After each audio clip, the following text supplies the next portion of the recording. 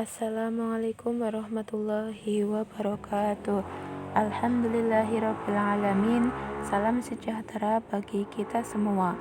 Kepada yang terhormat Bapak Mujibur Rahman MSI selaku dosen pengampu mata kuliah Pendidikan Moderasi Islam.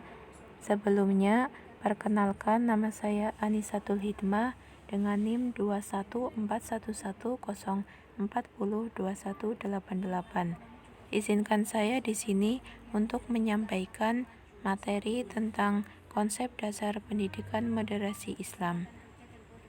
Sebagai umat muslim yang moderat, kita perlu mengetahui apa itu arti dari definisi pendidikan moderasi Islam, tujuan dan manfaat moderasi Islam, landasan normatif moderasi Islam, landasan historis moderasi Islam, dan prinsip-prinsip moderasi Islam.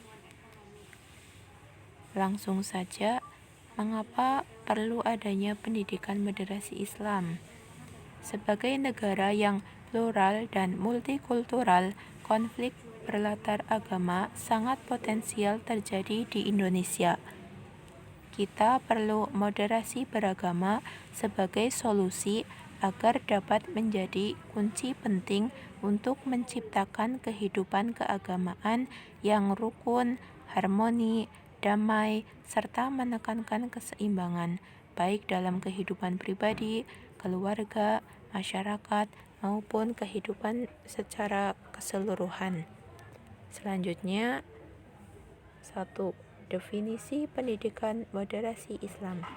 Apa yang kalian ketahui tentang definisi pendidikan moderasi Islam? Moderasi Islam dalam bahasa Arab disebut sebagai dengan al-wasyatiyah al-islamiyah. Al-Qardawi menyebut beberapa kosakata yang serupa makna dengannya, termasuk kata tawazun, i'tidal, ta'azul, dan istiqomah.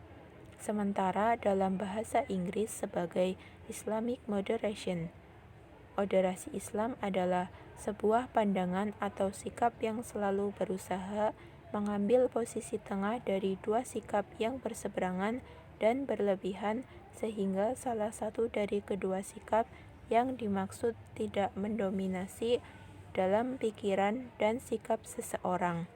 Dengan kata lain, seorang muslim moderat adalah muslim yang memberi setiap nilai atau aspek yang berseberangan bagian tertentu tidak lebih dari porsi yang semestinya. Selanjutnya, yang kedua, yaitu tujuan dan manfaat moderasi Islam. Tujuan moderasi Islam pada dasarnya ialah untuk mewujudkan ketertiban dalam masyarakat beragama, melindungi hak-hak pemeluk agama, dan menjalankan kebebasan beragama, mewujudkan ketentraman dan kedamaian dalam kehidupan keagamaan, serta untuk mewujudkan kesejahteraan umat beragama. Manfaat moderasi Islam yaitu sebagai solusi agar dapat menjadi kunci penting untuk menciptakan kehidupan keagamaan yang rukun, harmoni, damai, serta menekankan keseimbangan baik dalam kehidupan pribadi, keluarga, maupun masyarakat.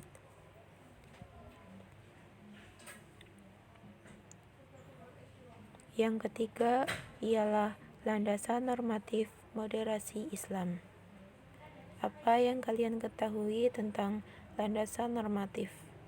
Landasan normatif ialah landasan atau rujukan atau pegangan yang bersumber terhadap norma atau aturan yang telah ditetapkan. Adapun pengertian dari landasan normatif pendidikan moderasi Islam ialah rujukan atau dasar yang digunakan sebagai acuan dalam melakukan moderasi Islam. Adapun beberapa landasan normatif yang digunakan dalam pendidikan moderasi Islam yaitu ayat Al-Quran, hadis, dan sunnah Nabi Shallallahu Alaihi Wasallam, serta pendapat para ulama yang menjelaskan tentang pendidikan moderasi Islam. Next, ada 4 isu pokok yang dipandang sebagai dasar pendidikan Islam multikultural. khususnya di bidang keagamaan, yaitu 1. Kesatuan dalam aspek ketuhanan dan pesannya atau wahyu. Yang kedua, kesatuan kenabian. Yang ketiga, tidak ada paksaan dalam beragama. Dan yang keempat, pengakuan terhadap eksistensi agama lain. Semua yang demikian disebut normatif, karena sudah merupakan ketetapan Tuhan. Masing-masing klasifikasi didukung oleh teks atau wahyu, kendati satu ayat dapat saja berfungsi untuk justifikasi yang lain. Dari aspek kesatuan ketuhanan, pendidikan Islam mendasarkan pandangannya dari Al-Quran Surat An-Nisa ayat 131. Dan milik Allah lah apa yang ada di langit dan apa yang ada di bumi. Dan sungguh kami telah memerintahkan kepada orang yang diberi kitab suci sebelum kamu dan juga kepadamu agar bertakwa kepada Allah. Selanjutnya, yang keempat ialah landasan historis moderasi Islam. Historis memiliki arti sama dengan sejarah. Dalam Kamus Umum Bahasa Indonesia, WJS Purwadaminta mengatakan, sejarah adalah kejadian dan peristiwa yang benar-benar terjadi pada masa lampau atau peristiwa penting yang benar-benar terjadi. Jadi, yang dimaksud dengan landasan historis ialah landasan atau acuan suatu persoalan yang bersumber pada sejarah atau peristiwa yang sudah terjadi. Landasan historis pendidikan moderasi Islam ialah peristiwa yang dijadikan acuan dalam menerapkan nilai-nilai pendidikan moderasi Islam. Next, adapun peristiwa-peristiwa yang menjadi acuan pada pendidikan moderasi Islam ialah peristiwa yang terjadi pada masa Rasulullah Shallallahu Alaihi Wasallam, peristiwa yang terjadi pada masa Khulafaur Rasyidin, dan peristiwa yang terjadi pada masa para ulama.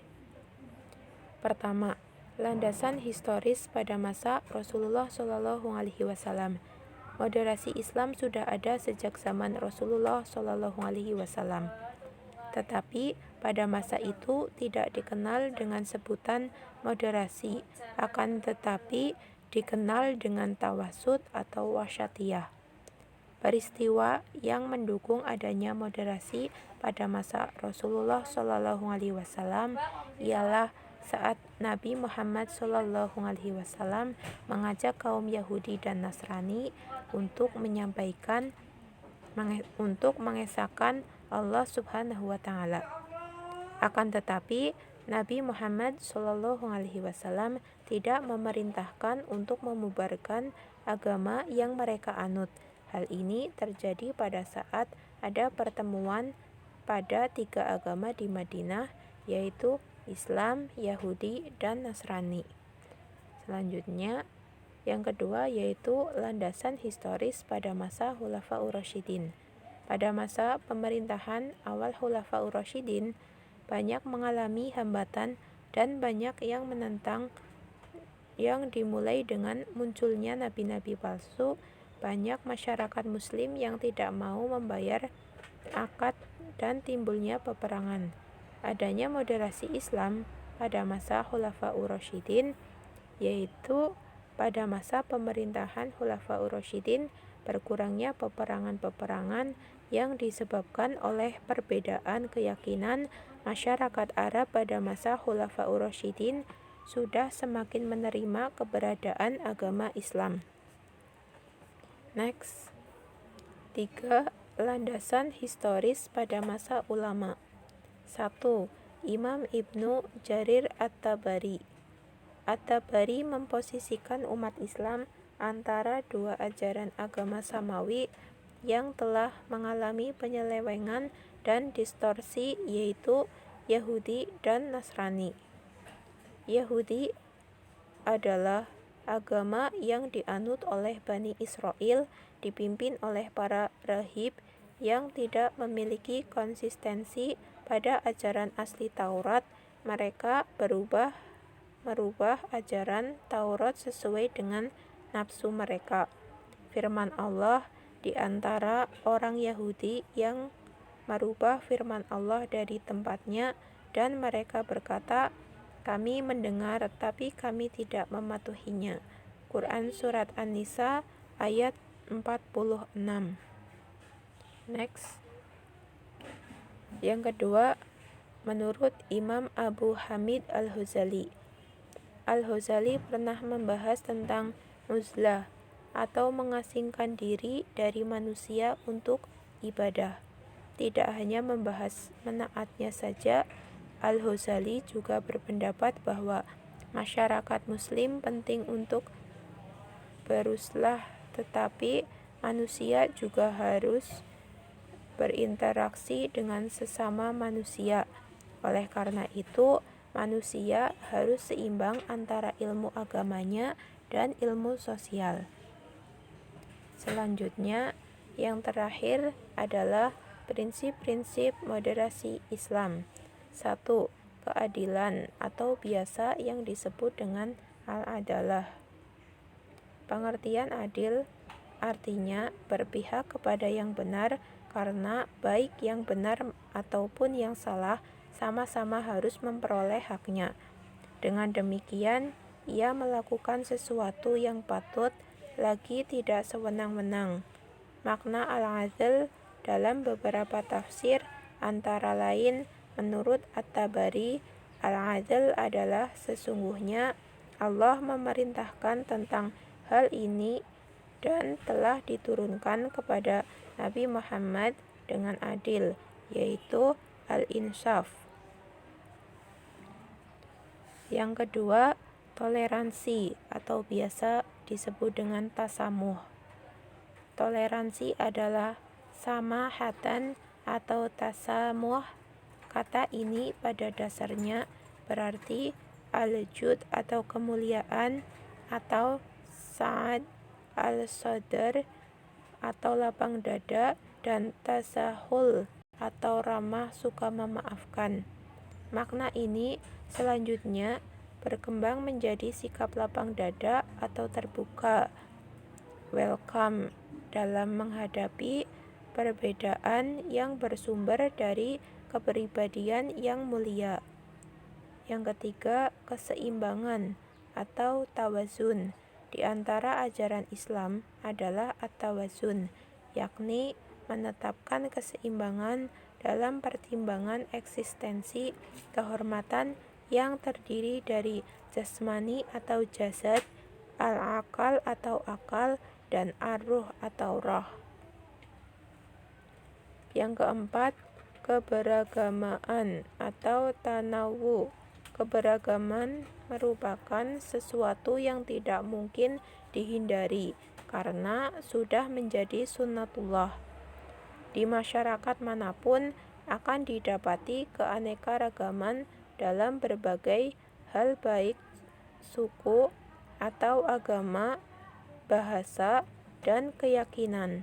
Perbedaan suku, ras, agama merupakan keniscayaan terhadap ciptaannya. Mengingkari perbedaan tersebut sama dengan mengingkari kodrat. Yang terakhir adalah keteladanan atau uswah. Muslim itu harus menjadi teladan bagi kaum yang lainnya, karena pada dasarnya seseorang menjadi muslim melekat dalam dirinya sebagai juru dakwah yang mengajak kepada kebaikan. Sekian, terima kasih. Kurang dan lebihnya mohon maaf. Semoga bermanfaat. Fastabiqul khairat. Wassalamualaikum warahmatullahi wabarakatuh.